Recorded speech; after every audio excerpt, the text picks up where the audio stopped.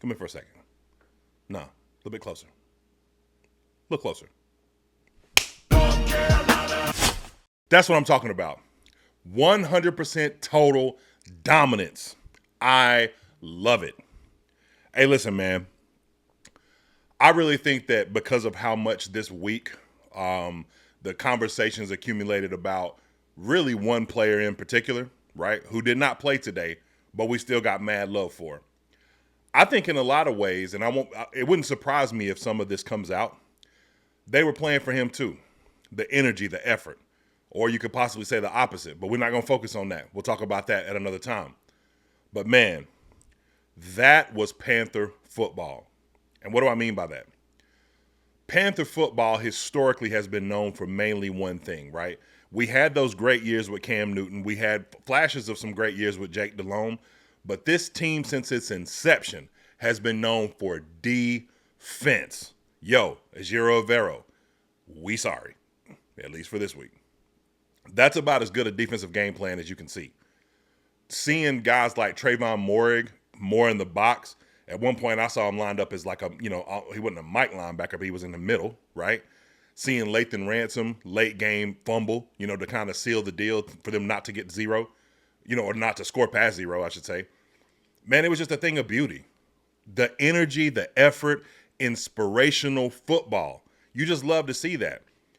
I think the reason why we were so disappointed is because we didn't go into this season thinking that these guys just didn't have it in them. We came into the season understanding there's a lot of talent on this team. And hey, look, kudos to Dave Canales. I love the aggressive play calling to start the game. I said this on my last live. I know that Bryce's yards didn't necessarily reflect this point, but the point still stands. This is a pass-first team. Yes, Chuba Hubbard had 73 yards. Yes, Rico Dowdle looked really good, right? But it was that aggressive nature of the pass in quick game, short intermediate routes and stuff like that. Big fourth down to Teteroy McMillan, right? To really set the tone like, hey, we really about to bring it to y'all today. You know what I'm saying?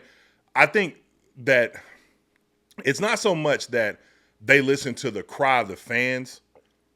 I think it's really just understanding, look, the cry of the fans matches what we're talking about that you already see with your personnel.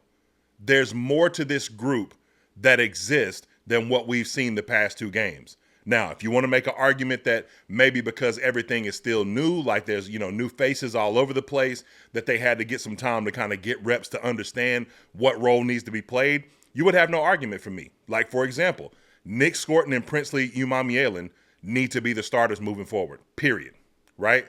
Well, I would say Nick being the starter, Princely coming in rotation. I liked that. DJ Wanham being the starter on the opposite side. In my humble opinion, outside of maybe like situational opportunities or let's say just rotation, Pat Jones should not be the starter. That should be Nick's job 100%. Constant pressure. May not have turned into sacks all the time, but constant pressure. And that 1-2 punch of him and Princely was masterful today. Hey, look, Evero called a really, really, really good game. J.C. Horn is playing defensive player of the year level, football. Mike Jackson. I mean, there was a couple of times where Mike Jackson stopped what would have been some humongous rushes, right? That could have been game altering. Salute to him for that. Shao Smith-Wade, man, couple of struggles, but for the most part, looked amazing. This was just a really good game from top to bottom. That's the type of game that you want to see from the Carolina Panthers. You don't want to necessarily have a game like, okay, the last game that we had, yeah, Bryce went off, right? But you want to have both. It doesn't necessarily have to be like that. He has to do everything or the defense has to do everything. The main thing from him, and I think that Dave Canales' ultimate plan worked out with Bryce Young, and we saw this today, protect the football more than anything else. Don't really care about the missed throws. There was a miss to Hunter Renfrow that probably would have been a big gain. There was a shorter a pass that didn't really hit Chuba the way that it should have, and he dropped that one. That would have been a big gain. Those things we can make back up. Just don't put us in a position where we have to lose the football, sort of like Trevor Etienne did. But when you're playing inspired football, man, even that Trevor Etienne situation did not matter, right?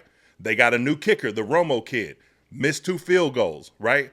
But when you play defense at this high level, which is Carolina brand of football, so many great things can happen.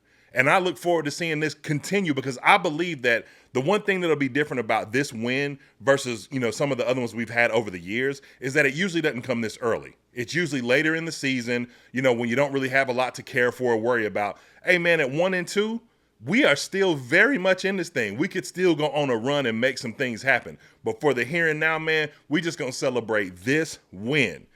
I am stoked, y'all. I'm so excited, so happy for the Panthers to finally get this huge win, man. They deserved it. The fair weathers deserved it. Yeah, we deserve this one today because we've been riding with y'all. We'll continue to ride with y'all, good, bad, or indifferent, but no better way than to celebrate. Man, the bank was rocking today, y'all. The bank, what Cam Newton said on First Take Friday, I really believe resonated with the fans. The bank was loud today. We had a lot of representation in there, right? So we proved the person who said that, weak, fair weather, all that kind of stuff, and not to, continue to take shots at him, but it was a proving wrong, right? You showed up, showed out. I love it. Wish I could have been in attendance. We'll be there coming up soon. But man, shout out to all the PSL owners. Shout out to the Roy and Riot. Shout out to the other content creators, man. This is what we do this for. I could not be more excited, more proud of this team, and more proud to call myself a fan of Keep Pounding Nation. Tomorrow morning, Mint Street Mondays, every single morning at 10 a.m. Click this link right here. I'm going to have a live show on Mondays, more interactive. You can do a call in. I'll have a live number for you to call in. Man, we're going to celebrate the team, celebrate this win, because we stomped the Falcons out. That's what it was all about today. I don't care what our record is. As long as we do that to y'all, hey, it's all good with me. So until Monday, y'all, keep pounding.